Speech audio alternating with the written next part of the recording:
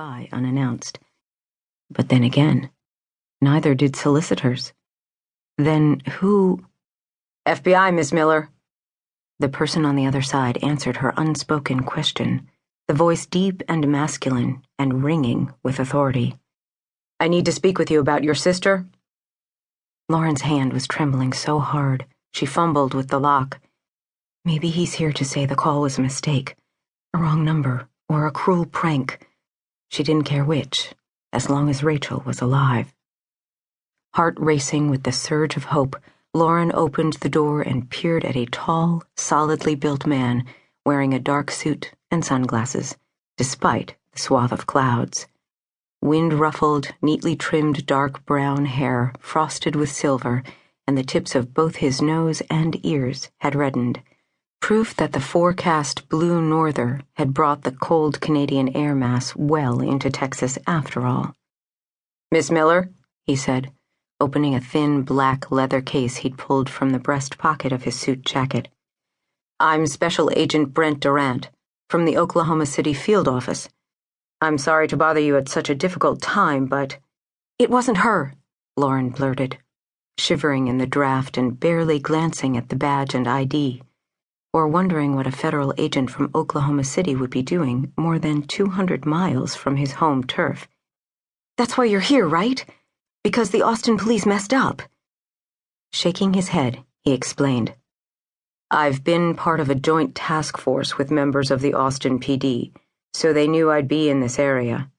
The officer working your sister's case, Detective Cruz Jimenez, asked me to stop by to talk to you about— No, she argued, desperate to make him see that this was wrong.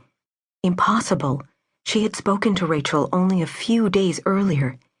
My sister's always inviting people to come and stay with her, an out-of-work friend, a neighbor who's having trouble with a boyfriend, with a sister who would rather sit at home with her computers, safe behind her firewall.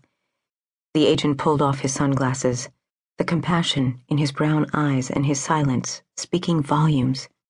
Still, Lauren wasn't having any of it. It was someone staying at her place, not her, she said. Rachel's not dead. Sure, she's been through a lot this past year with the accident, but she would never— Her mind spasmed, contracting around the hard knot of what had to be a lie. She's only 25. She has her whole life. Agent Durant tried to look past her into the house. Is there someone here with you? Someone I could call? Your husband? Not anymore. I'm here on my own.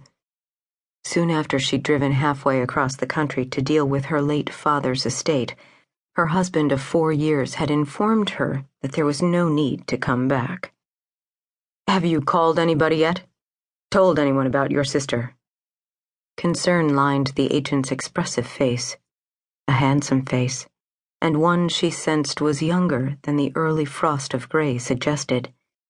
Still, he looked worn, perhaps burdened by the things he had witnessed on the job. It really was a mistake, wasn't it? She pleaded. Don't worry, I haven't had the chance to let anybody know yet. She'd been holed up in the old white-clapboard farmhouse for months, with only the throwaway dachshund and the winds that continuously scoured the wide North Texas plains to keep her company. As soon as she'd set up the high-speed internet connection she needed to keep up with her remote net administrator business, she'd offered to buy her sister's share of the house, saying that the silence suited her. You can run, but you can't hide. Not from life, Rachel had responded. Believe me, I've spent way too long lately trying. How about you come and see me next week? Check out Austin. You might like the techie vibe here. Some of the people, too.